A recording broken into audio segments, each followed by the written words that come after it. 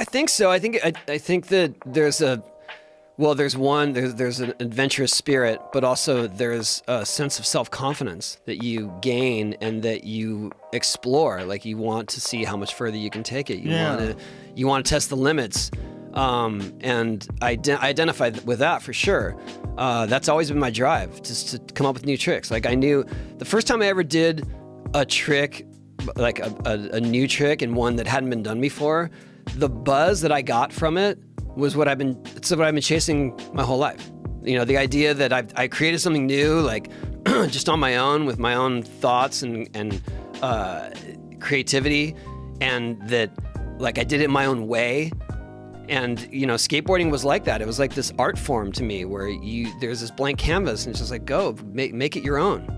You could show me a picture of two people doing the same trick, silhouette it, and I could tell you who it is. Oh, okay. You know what I mean? Because everyone has their own style and they put their own flavor on it, and that's what I love. Like I love that it's subjective like that. You know, people think of it like they don't like skaters themselves, especially the more hardcore purists, don't like to call it a sport. They're like, we're not a sport. I'm like, well, there's legitimate competition, so and there is a sporting element to it. But I agree, it is more of an art form and a lifestyle, because how can you're comparing apples to oranges always. That's real similar in a lot of ways to martial arts in that, like if I saw a silhouette of certain people, I'd say, oh, that's John Jones or that's John Wayne Parr. Like you could tell by the way someone moves, like right away. Yeah, like, you just because you put your stamp on it. And that's what I love about it, because it's so diverse. It's always different. A lot of times it's like, how can I combine these two things that I know I have dialed in? Like, can I make them work together?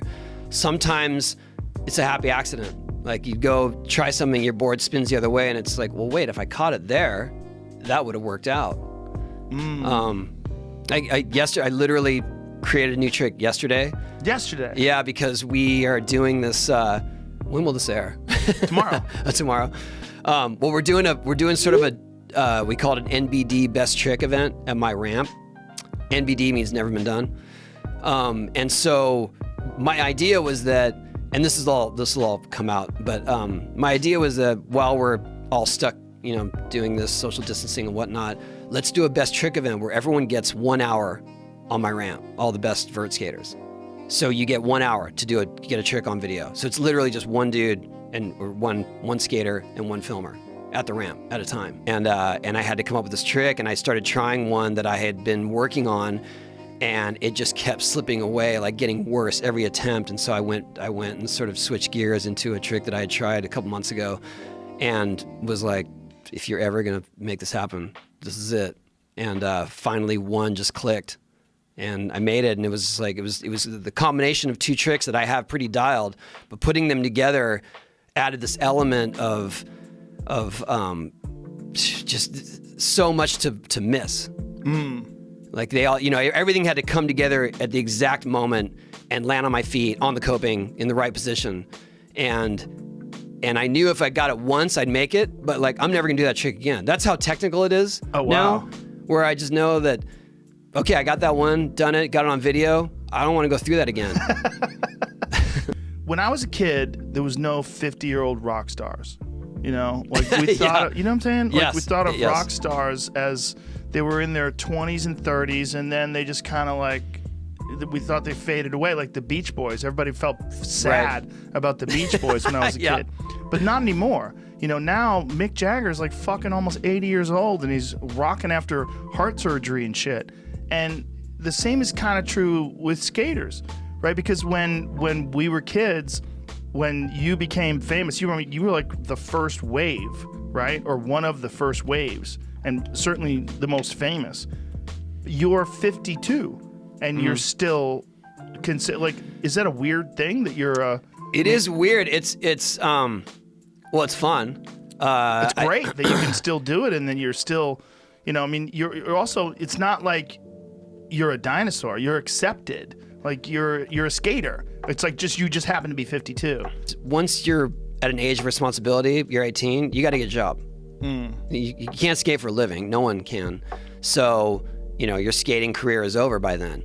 And then as I turned 18, things started to sort of ramp up with skating forgive the pun, but and things started to kind of explode. And I remember around that time there was a photo in Thrasher of this guy Mark Lake, who was an older skater at the time, and it was a picture of him doing one of those hand plant, like upside down on a ramp, and it was like Mark Lake, 30 and still going for it. And I remember I was like in my early 20s thinking, that's crazy. He's 30.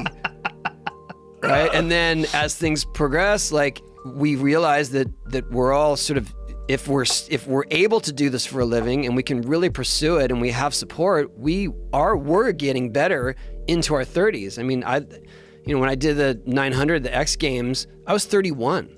So I'm not doing big impact stuff. I'm not doing the more, the big spins, the big airs and stuff.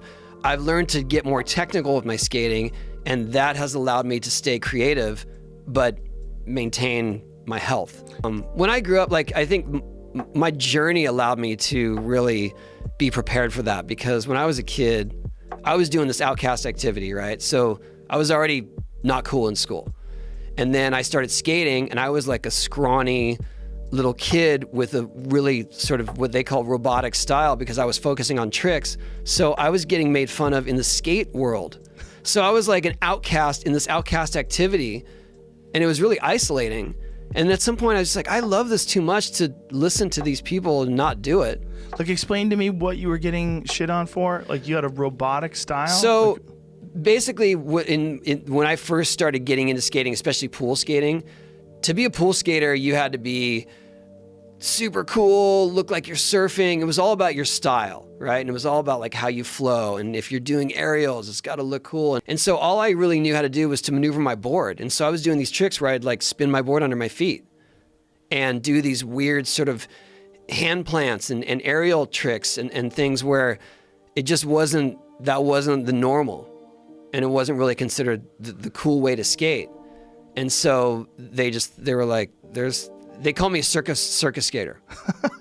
They're like, oh, there's Tony with the circus tricks. Oh, wow. And then at some point I loved what I was doing, and I didn't really listen to it. And then I got more confident and I got stronger. And then I started doing this stuff like way up high in the air. And then it was sort of undeniable that it was like, oh, well, that is something. So was there pressure for you to change your style and sort of blend in? I just didn't have the bulk to be able to do it anyway.